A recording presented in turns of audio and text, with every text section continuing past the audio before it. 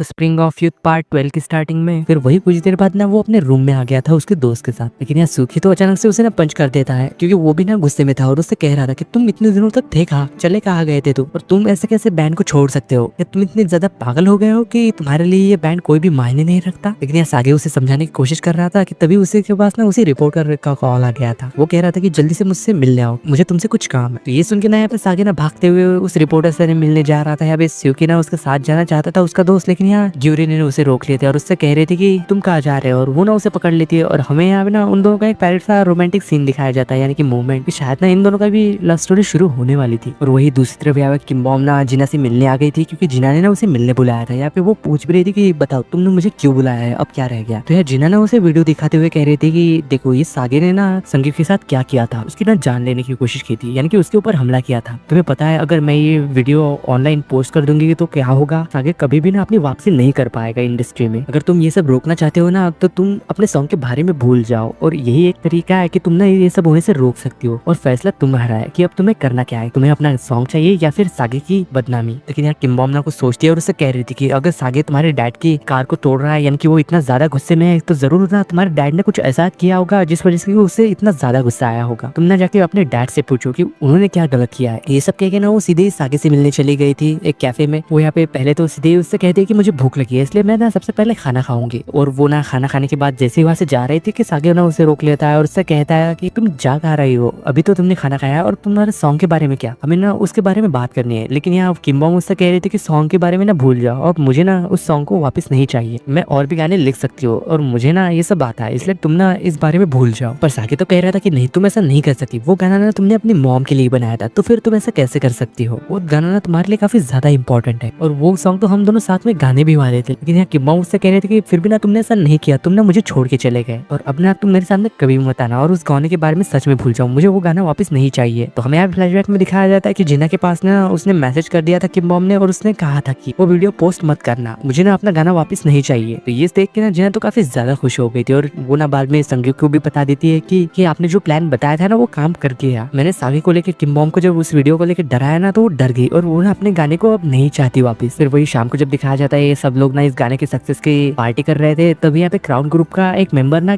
सामने आके संजू से कहता है कि अब ना मैं इस बैंड का लीड मेंबर बनना चाहता हूँ। लेकिन संजू ना उसे मना कर देता है, कह रहा था कि लीड मेंबर तो कोई और बनेगा और उसे ना सबके सामने जल्दी ही लाया जाएगा, तुम्हें ना तब तक वेट करना होगा। और वही किम बॉम को जब दिखाया जाता है वो ना उसकी मोम की ग्रेव के पास आई थी, उससे ना बातें कर रही थी और रो रही थी कि कैसे उसने ना उनके बनाए हुए गाने को खो दिया, और उसे ना काफी ज्यादा बुरा लग रहा है इस बात का। और वही यहाँ पे मौजूद ना सागे भी था, जो कि चुपके से ना शायद उसकी बातें सुन रहा था, और उसे भी ना इस बात का काफी ज्यादा बुरा लग रहा था। फिर वही सीन शिफ्ट होकर जब हमें नेक्स्ट से दिखाया जाता है किम बॉम जब अपने घर में उठती है तो वो ना यहाँ पे कुछ चीजें नोटिस करती है, जैसे कि उसके बैंड का पोस्टर लगा होना, यहाँ पे फूलों का, और साथ ही में छत के ऊपर सागे ना किम बॉम के मॉम के पियानो को साफ कर रहा था। तो ये देख के ना वो तो काफी ज्यादा शॉक थी, और वो ना उसके पास जाके उससे कह रही थी कि तुम ये सब चीजें क्या कर रहे हो। और तभी ना यहाँ पे ग्यूरी और उसका दोस्त भी आ गया था बैंड के चीजों को लेके, यानी कि सागे ना इस बैंड को फिर से बनाना चाहता है, लेकिन शायद ना यहाँ किम बॉम राजी नहीं थी इसको लेके। मैं ना इस बैंड को अब ज्वाइन नहीं करना चाहती हूँ, इसलिए ये सब करना ना बंद करो, ये सब कहते हुए ना वो वहाँ से चली गई थी। और दूसरी तरफ यहाँ पे तायम को दिखाया जाता है जो कि अपने घर में था, और साथ ही में ना वो यहाँ पे एक स्लिप को देख रहा था जिसके ऊपर की कुछ लिखा हुआ था, यानी कि वो ना एक एग्जाम का हॉल टिकट थी। तो हमें यहाँ पे पास के सीन में दिखाया जाता है कि किम बॉम ना उसे कहीं जाने से रोकती है और उससे कह रही थी कि मैं तुम्हारे लिए दलिया लेके आई हूँ, और वो ना यहाँ पे स्लिप के ऊपर कुछ लिखती भी है और कह रही थी कि बेस्ट ऑफ लक, अपने एग्जाम अच्छे से देना। और वही इधर प्रेजेंट सीन में ना तायंग किम बॉम से मिलने के लिए आया था, लेकिन वो तो यहाँ पे उसे कहीं भी नहीं दिखाई रही थी, क्योंकि यहाँ किम बॉम तो कहीं और जा रही थी। लेकिन रास्ते से जाते हुए ना वो हर जगह उसका ही गाना बजते हुए सुन रही थी, इसलिए ना उसे काफी ज्यादा बुरा लग रहा था, इसलिए ना वो यहाँ पे ईयरफोन्स भी लगा लेती है ताकि वो ना उस गाने को ना सुन पाए। पर तभी यहाँ पे ना अचानक से सागे आ गया था और उसके हेड के ऊपर ना एक बड़ा सा हेडफोन लगा देता है ताकि वो ना उस गाने को ना सुन पाए। हालांकि यह गाना तो अभी भी बज रहा था, लेकिन शायद ना किम बॉम अब उसे नहीं सुन पा रही थी। ये देख के ना उसे काफी ज्यादा राहत महसूस हो रही थी। यहाँ सागे उसे कह रहा था कि अब ना तुम मेरा गाना सुनो, जो कि मैंने एक रैप सॉन्ग बनाया है, और हम सभी मिलकर ना इस गाने को अपना बनाएंगे और इसे ना और भी ज्यादा अच्छे से बनाएंगे, और जब तक मैं तुम्हारे पास हूँ तुम्हें डरने की जरूरत नहीं है, और मैं ना अब तुम्हें छोड़ के कभी नहीं जाऊंगा। लेकिन किम बॉम तो फिर भी उससे कह रही थी कि अगर तुम्हारा माइंड चेंज हो गया और फिर भी तुम मुझे छोड़ के चले गए बाद में तो क्या होगा। लेकिन फिर भी यहाँ पे सागे ने तो पूरे तरीके से कह दिया था कि इस बार ऐसा नहीं होगा और मैं तुम्हें छोड़ के कहीं भी और कभी भी नहीं जाऊंगा। तो वही फिर शाम को नेक्स्ट सीन में हमें यहाँ पे उसके दोस्त को दिखाया जाता है सागे को, जो कि कहीं जा रहा था। तभी यहाँ पे उसकी नजर ना उसी एसयूवी पर पड़ती है। एसयूवी से ना किम बॉम की कार का एक्सीडेंट हुआ था, और वो ना असल में यहाँ पे जिंकू की उस एसयूवी से बाहर आता है, तो वो भी ना अपने कलीग से जाके बात करता है कि वो एसयूवी किसकी है? तो उसका दोस्त कह रहा था कि नहीं, संग्यू ने ना ये चीज एसयूवी किसी को दी थी। तो यार वो भी कह रहा था कि संग्यू के पास तो ऐसे कोई भी एसयूवी नहीं है, तो फिर ये गाड़ी किसकी है? तो उसका कलीग भी कह रहा था कि अरे ये संग्यू की नहीं, उसके दोस्त की गाड़ी है ये। तो इसी बारे में वो जब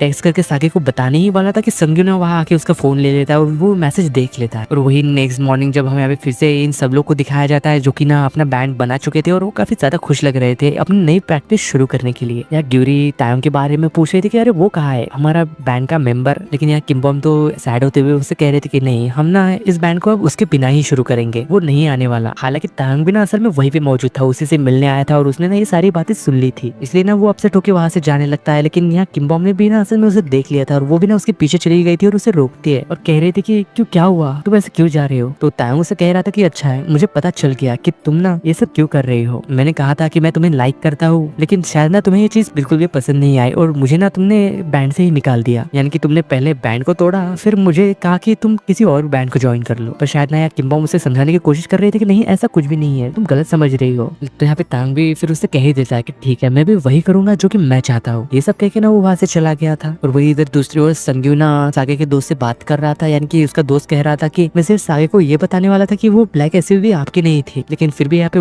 संग्यू तो कह रहा था कि नहीं, तुम ऐसा नहीं कर सकते। तो सागे का दोस्त पूछ रहा था कि ऐसा क्यों? संग्यू कह रहा था कि ऐसा करने पे ना काफी बड़ी प्रॉब्लम क्रिएट हो जाएगी और इससे ना हमारी कंपनी भी बदनाम हो सकती। और वही जब हमें फिर रात को दिखाया जाता है कि यहाँ पे सब लोग ना तैयार थे अपनी परफॉर्मेंस करने के लिए और ये ना अपनी परफॉर्मेंस का एक वीडियो बनाने वाले थे ताकि वो ऑनलाइन अपलोड कर सके या फिर स्ट्रीम कर सके। और वही इधर यहाँ पे तायोंग को भी रेडी कर दिया जाता है उसे लॉन्च करने के लिए, यानी कि मीडिया वालों के सामने उसे लाने के लिए। और वही इधर यहाँ सागे किम्बोम और उसकी टीम ने ना उस गाने को रिकॉर्ड कर लिया था और वो ना इधर अपलोड करने वाली थी इस गाने को। और साथ ही में बाद में ये भी देखते हैं कि असल में क्राउन ग्रुप का नया मेंबर कौन होगा। और ये देख के ना वो तो काफी ज्यादा शॉक हो गए थे कि ये और कोई नहीं बल्कि तायोंग है। तायोंग ने असल में क्राउन ग्रुप को ज्वाइन कर लिया है। और इसी सीन के साथ स्प्रिंग ऑफ यूथ के पार्ट 12 की एंडिंग होती है।